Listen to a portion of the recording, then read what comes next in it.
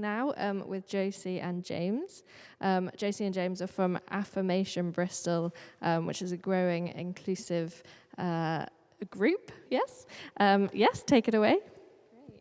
Thank you. Do you have a clicker that we can use for the PowerPoint? Oh, this here? Yeah? Great. Thank you. Great. So I'm aware this is the first talk of the day. So we're hoping this can hopefully get us kind of stuck into some of the themes of today and wake us up a little bit. So I'm just going to give a kind of layout of the talk. So first, James is going to speak a little bit about Affirmation Bristol, who we are, how we kind of came to be. And then I'm going to do a little bit about kind of deconstructing church and my journey with that. Then we're going to look at some of our principles for community, and then we're going to open up for a time of discussion for you guys to think a bit about community where you are yourselves. Yeah. Thank you. I'll give you the clicker. So affirmation, a little bit about who and how we came to be. So both myself and through what I would call a deconstruction experience, so a process of questioning our faith and our faith kind of evolving as a process. So I grew up in kind of evangelical churches, but I always had kind of feeling that church could be so much more than what I was seeing and experiencing. And like a lot of people through COVID and the pandemic, I did a huge amount of reading and questioning, and I discovered progressive Christianity. And for me, that answered a lot of the questions that I had in my head. Lovely group of people. After going through that, me and Josie became friends, and we progressive church in Bristol, where we are, finds a progressive, more charismatic leaning church. That confused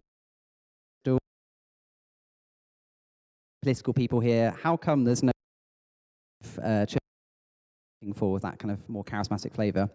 And we realised that actually and we decided to set something up ourselves. We started by collecting our various friends who kind of thought the same way. So we just met at the pub to start with and just chatted about our experiences.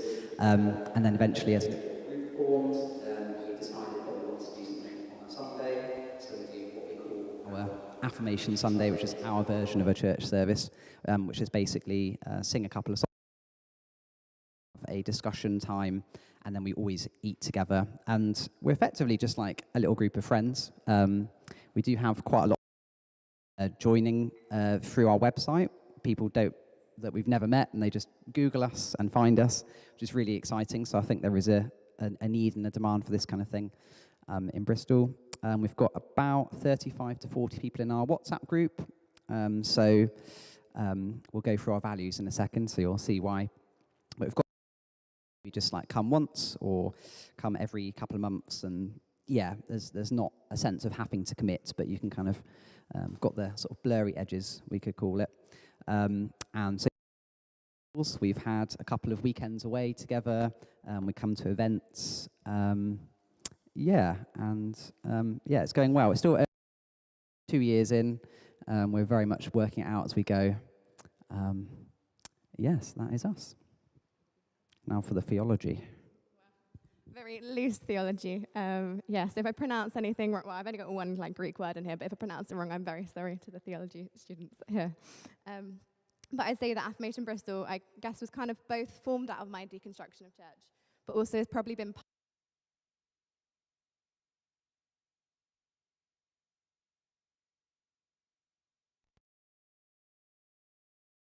that we didn't really fit into the church, and there might be other people who might think like us and feel like us, and so we kind of thought, how can we gather together and still have Christian community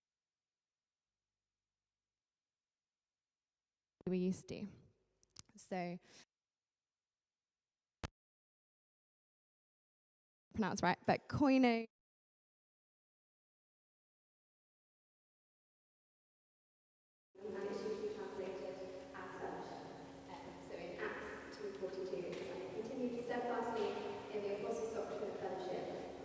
Koinonia, in the breaking of bread and in prayers. Koinonia is a term that embodies the depth of fellowship and community within the early church. And it signifies more than just gathering, but it represents a profound bond of unity and shared life among believers that involves sharing, participation, and partnership. So the concept extends kind of past sharing spiritual truths, but also about kind of material resources, emotional support, that sort of thing. And it's characterized by a mutual commitment to each other's well-being, to the growth of its faith community as a whole. So for us, we wanted to create a community that felt like this sense of koinonia, not that we necessarily had a term for it then, so we aim to create something intimate and relational, recognizing that connection should be at the center, as it was the case in Acts. And recognizing how Christian faith is not meant to be lived in solitude. And I guess within that also kind of recognizing that a lot of people struggle with church. The church might not be the place that people feel that they can find that kind of spiritual community. So we wanted to recognize that within what we created. So one of the next slide, things we kind of thought about was shared meals, and shared meals have really become central to what we do in Affirmation, largely modeled by the centrality of food and breaking bread within the Bible. So throughout Scripture, breaking bread is associated with community and spiritual growth. So we've got Jesus breaking bread with disciples, and then shortly after the church was established, it was recorded that the first Christians were not just meeting together, but they were also eating together. So this is kind of a longer bit from Acts. But day by day, continuing with one mind in the temple and breaking bread from house to house, they were taking their meals together with gladness and sincerity of heart, praising God and having favor with all the people, and the Lord was adding to their number day by day. So in the early Christian community, communal meals were a profound expression of this koinonia. And so we kind of wanted to reflect that within what we do. So shared meals are really at the heart of a lot of what we do and how we build community. Another really key thing for us is inclusivity of those on the edges. So I found this really nice quote. So I don't know where I found it, but yeah. Blessed are those who can't breathe inside a church because the pain it is caused, for God will meet them elsewhere. And I think that really represents the kind of complexity of kind of hurt that people have experienced in the church and the relationship many people have with church. So it also reflected the fact that people might have walked away from church but not necessarily their faith and wanting spiritual community. And so we thought it was important to have spaces away from church where people could have kind of Christian community, and so that's why we meet in homes and don't meet in a church. And I think very much we're doing as Jesus did. We walk alongside the misfits. We often call ourselves kind of the Christian misfits, really, because I think we don't really necessarily fit in the box of the regular frameworks of church. We have a lot of queer Christians, a lot of Christians who think outside the box and ask questions that maybe aren't necessarily accepted within their own churches. And we also, kind of maybe to our surprise, have a lot of neurodiverse people as well, me being one of them. And I think I've definitely struggled with, as an ADHD girl, I've struggled with the rigid structures of church. And the way it's set up, I don't think often represents or embraces the uniqueness of neurodiverse people. And I think, to embrace kind of the whole of God's kingdom, it's really important to look at the different contributions that people can make. So I just kind of put that 1 Corinthians kind of definitely about the body and how it has many members and all very different, and how we need to embrace the uniqueness. I think we very much do that in Affirmation Bristol as well.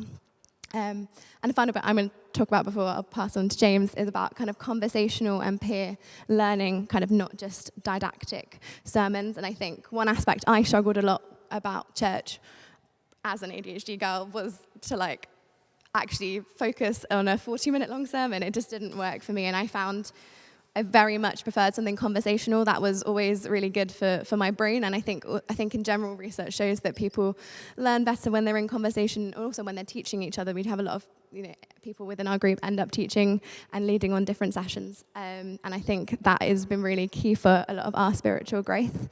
And I think we also see in the Bible that Jesus often taught a lot in conversations, so talking with the unnamed Samaritan woman at the well in John 4, or with Nicodemus in the dead of night. And often these conversations were very, very mutual, and kind of would have had learning, I'm sure, the people, but also from Jesus himself as well. So I think in general, we do learn more effectively in this way. And I really loved this quote that I found from theologian Angela Parker from her book, If God Still Breathes, Why Can't I? So she says, I regard authority as a living and breathing conversation. However, what many of us fail to understand is that conversation is always mutual. Has the idea of preaching hour replaced the concept of conversation as we think about biblical authority? Conversations, like relationships, should be generative and transformative. They demand response and mutuality. Relationships shape who we are and form our identity. Relationships change, ebb, and flow. Why do we want to fix in eternal space our relationship to the Bible and to God? Neither relationship nor conversations remain fixed. And I really liked that. And I think that's really our aim in how we want to do Christian community, which might look different from the modern church, but not necessarily dissimilar from the early church, I would argue. To kind of empower and support each other's spiritual growth in encouraging and creating spaces where we can all exercise our agency to engage in theological and spiritual conversation ourselves, and also share the diversity and perspectives as we kind of grow together on our walk of faith. Yeah, so I'm going to pass to James to talk a bit about some of our principles that we have within our community. Brilliant. Thanks, Josie. Actually, it's right if I hold on to it. I've got all the power. So we have a few principles, just to sort of summarise sort of some of the things that Josie was sort of talking about in depth. So one of the key things for us is that we are non-hierarchical. So I think a lot of spiritual communities might have like one or two dominant leaders that will say that they are sort of allowing people to have control, but actually power's not distributed. So we just do away with that completely. We don't have any one leader. We actually have currently 5 coordinators, but they're more organisers. But actually, in terms of making decisions, we always make decisions as a whole group. So we discuss it among ourselves, which is a little bit radical. And what this means is that people, even they may have joined us just for like a few months or so, we ask them to lead a session almost straight away. So it's this idea that everyone can be like an expert or knowledgeable. And so, yeah, not just every voice heard, but every voice leads. Next one. Burnout is kind of, unfortunately, a bit of a cultural norm in our society, as we're all encouraged to be productive and to produce value. And unfortunately, I think sometimes that can make its way into like charities and churches as well, where people are working super hard and are burning out. So in our community, we keep an eye on how much commitment people are putting in, how much time they're putting into affirmation, and we tackle it very head on. So if we see someone that's doing a bit too much, we'll basically try and say, can you give that to someone else? Can you pass over them work? Or if someone's got, maybe they've got like a commitment in their own personal life, and it's a question between, do they go and hang out with their friends or do they come to affirmation? We'll say, don't come to affirmation, go and hang out with your friends. So yeah, again, a little bit countercultural. That's why I've put banning burnout, because I want to give it a bit of a sense of, we want it to be sustainable for the future, and we want people to come and be involved out of a sense of desire, not out of a sense of duty and I must do these things. So yeah, as Josie said, we are designed for the outsiders. So unfortunately, there are church spaces out there that aren't inclusive, that if you're queer or neurodiverse, you're not really made welcome. So we wanted to make a space that can be safe for everyone that feels like they're on the margins. And yeah, that means embracing a bit of a different way of organising ourselves. And along with that, if you have people that are diverse, then they're going to have different views. And so we don't have a set doctrine. So we are progressive, we are Christian, and we are queer affirming. But beyond that, so whether you believe in heaven and hell, what do you think the gospel means, all those kinds of things, it's all left wide open. So one of our sayings is disagreeing well. So we actually expect to disagree with each other and not think the same thing, because diversity means embracing different perspectives. So for me and Josie, we would consider it Affirmation our church, but I think we're probably the only ones at the moment. Maybe some other people as well that are there, because it is such a different way of doing things.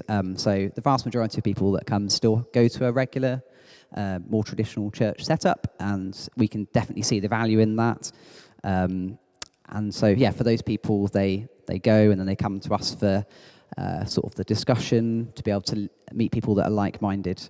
So we've kind of got, we might become more of a church later, but at the moment, that's kind of, we don't know. Who knows? It's up to the group to decide, basically. And the final one, friends around the table, not strangers in pews. So we are quite a small group. We're basically just like a group of friends, really. And as new people come in, we really do try and include them, not be cliquey, but get to know each other. And as Josie said, sharing food together, going to the pub together, going away, really builds that sense of community. So now in affirmation style, because we always have discussions, we're going to have a bit of discussion. We probably won't have time for feedback, but James and I will kind of come around and just listen, because we also want to know some of your ideas. And if you're on the live stream, if there's a way of leaving comments, that would also be great, so we can learn from some of other people's kind of thoughts around these questions. So if you kind of groups of like 2 or 3 maybe, just so it gives you a bit more chance to talk for about 10 minutes, and then we'll just come and wrap up. But I just kind of thought that we'd be good to kind of think about our own kind of communities that we're part of. So the first section is looking at our past and present communities. So asking, where did you feel nurtured and nourished within those communities? Where did you find signs of what you would consider good community? And then second lot is looking at future communities. So within that, which practice of community do you want to hold on to or nurture more? And then are there any new ideas around community you are feeling beckoning to you? If you kind of get into some groups, and maybe we'll do 5 minutes on the first one, 5 minutes on the next one, and then we'll just wrap up after that. Yeah, thank you guys.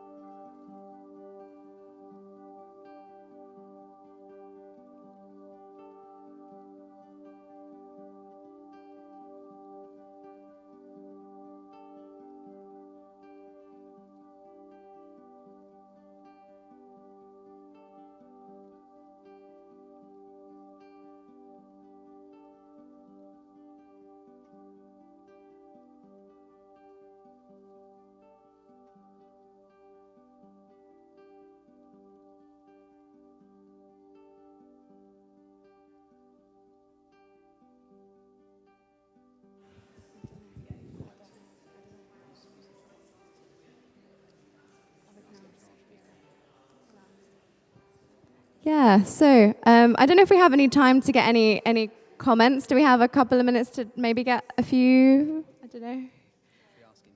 Yeah. I don't know. What do in charge people think? Do we have time to get some thoughts, or should we wrap up? Do we have time to ask a few thoughts? Yeah. Great. Great. Okay, great. Thank you so much. Yeah, so just thought if you've got any key takeaways from your group, we'd love to maybe hear a few. If anyone has got anything they'd like to say. Yeah.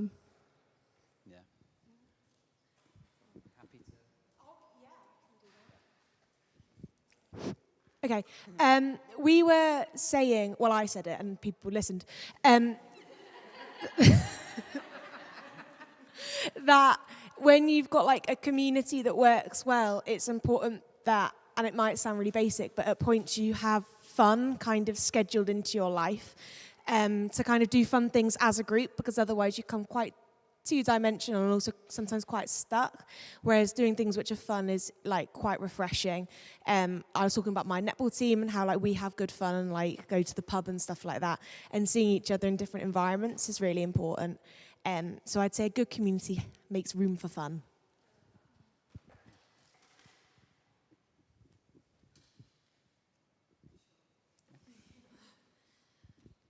What did we talk about? It was just we've realised that Transtheology Group sounds kind of like Affirmation Bristol, in sort of the way we run. Looks is over there, grinning away. It's great. We love it. We're just talking about, the sort of balance between resting and being in positions of leadership and, being able to be in a church and nurtured by a church and how that works. Just the sort of balancing of things and how that works in a community that's that sort of supports that.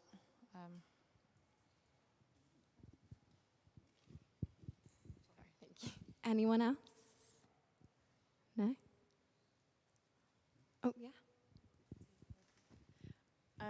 I think we were talking about the importance of having communities that are welcoming, so not cliquey, and intergenerational, so quite a mixture of thoughts, beliefs, all working together. That's enriching relationships.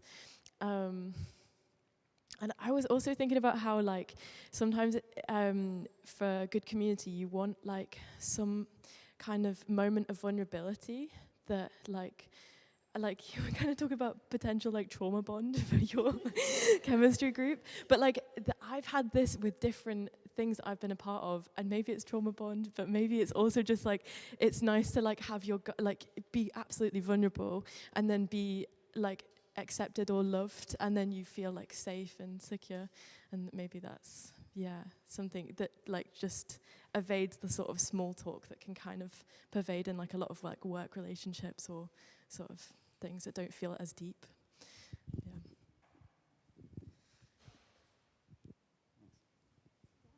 I always say in our group, I always say, is there any of the quiet voices that want to speak? Anyone that's reluctant? No? Cool. Yeah. Well, that's kind of a wrap up. But thank you so much for listening to us, and I hope you've got some kind of good discussions going that might kind of feed in for the rest of the day. We'd also love to connect with you, so you can socials and email and all that jazz. And we're around if you want to chat. Because we'd also love to learn from other people, because we're still figuring this thing out, and as I'm sure you're all figuring stuff out within your own communities. So we'd love to chat more. Thank you so much. Thank you.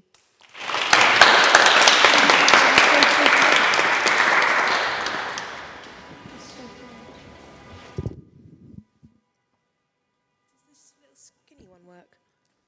Oh, it does.